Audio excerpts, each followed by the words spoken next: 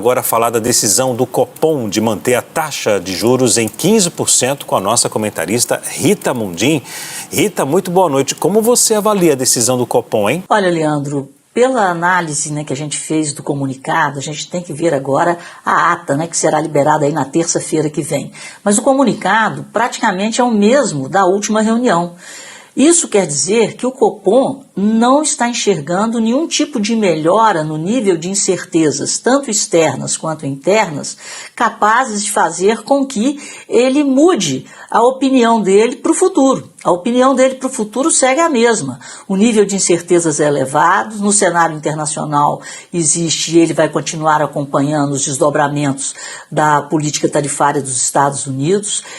Segundo o Copom, essa política tarifária tem mexido com os ativos em nível global. No nível doméstico, ele chama atenção, nós falamos disso aqui, para a resiliência do mercado de trabalho, O mercado de trabalho segue aquecido e chama atenção para a inflação de serviços. Mas o que provoca essa inflação de serviços? É aquela incoerência, O Copom mantém os juros elevados, tentando trazer a inflação para baixo com um mercado menos aquecido, e o governo incentiva o crédito e aumenta o nível de benefícios para estimular consumo. Então, um pisa no freio, o outro pisa no acelerador e o país vai derrapando. E a taxa de juros, segundo o Copom, deve continuar nesse nível por um período prolongado. E mais, o Copom não descarta a possibilidade de voltar a subir os juros. Isso mostra o nível de incerteza e o nível de necessidade. Isso não está explícito no comunicado, isso eu estou falando e repito e bato nessa tecla. Isso mostra o nível de necessidade do governo ajudar o Banco Central, porque você tem a política monetária e você tem a política fiscal.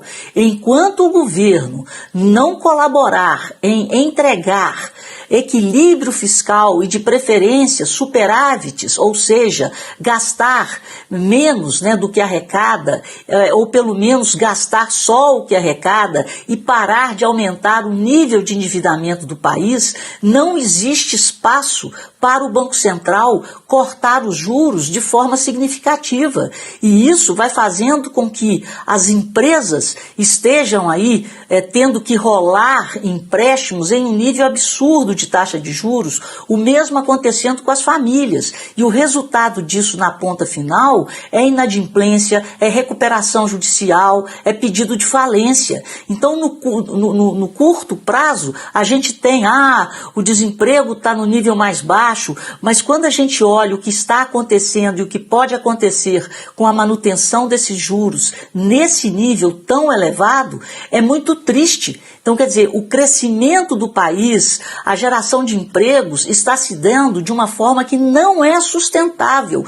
E o custo disso será repassado e já está sendo repassado para toda a sociedade. Por isso, essa preocupação do Copom, que tem sido, sim, independente e tem apontado os problemas que nós estamos enfrentando e que poderemos enfrentar. E a única forma que o Copom tem para que não haja, por exemplo, no Brasil, uma fuga de capitais, é manter os juros em um patamar elevado, dado o grau de risco, que o Brasil vai aumentando o seu grau de risco na medida em que ele não entrega o equilíbrio fiscal, que não respeita o arcabouço fiscal e que vai aumentando o nosso nível de endividamento. O nosso credor, para permanecer financiando o Brasil ou para vir para o Brasil, pede uma taxa de juros cada vez mais elevada. A taxa real de juros no Brasil hoje está rodando aí 10%. No pior período que nós tivemos nesse século, no governo Dilma, no seu segundo mandato, a taxa de juros real chegou na faixa de 7,5%. Então nós já estamos com uma taxa de juros real acima do período Dilma, quando o Brasil experimentou a pior crise econômica da sua história. Então isso é uma luz amarela que pode se transformar em uma luz vermelha. É a má gestão das contas do país. O governo tem que ajudar o Banco Central e os brasileiros a respirarem, fazendo com que a taxa de juros possa ser reduzida pela responsabilidade fiscal. Agora, Rita, como é que você vê o corte da taxa de juros lá nos Estados Unidos? Essa decisão pode ajudar a gente aqui no futuro ou não? Já está ajudando. Nós estamos com uma janela aí digamos assim, uma janela de oportunidades, exatamente porque nos Estados Unidos a taxa de juros está sendo reduzida.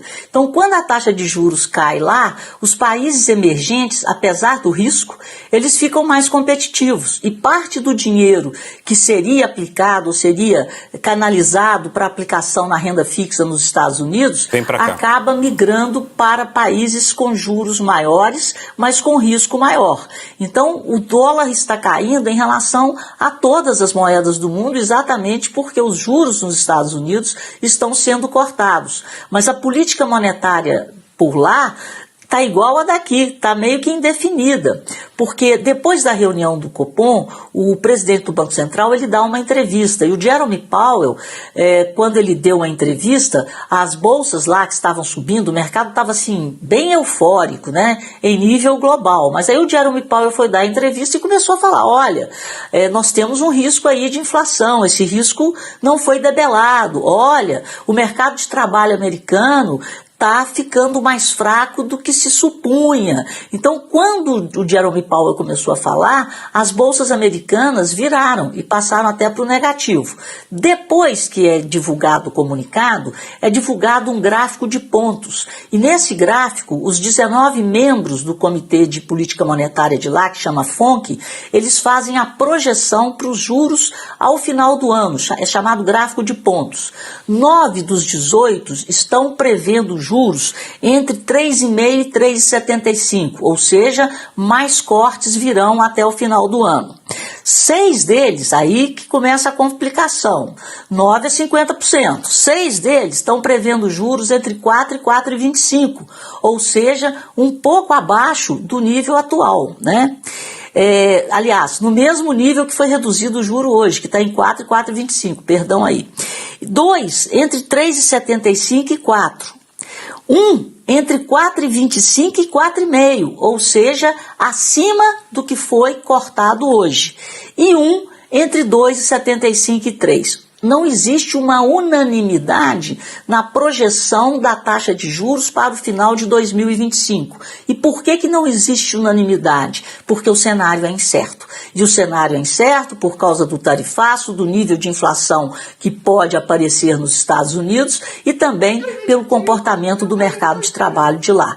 E, inclusive, voltando aqui no Brasil, o comportamento do mercado de trabalho também foi citado no comunicado do nosso Copom como um dos fatores que fazem com que o Banco Central não possa aí, cortar os juros. E mais, o Banco Central cita o nosso de forma bem clara que a taxa de juros para 2025 e 2026 está acima da meta. E ele só enxerga no primeiro trimestre de 2027 uma taxa aí, uma inflação em torno de 3,7%.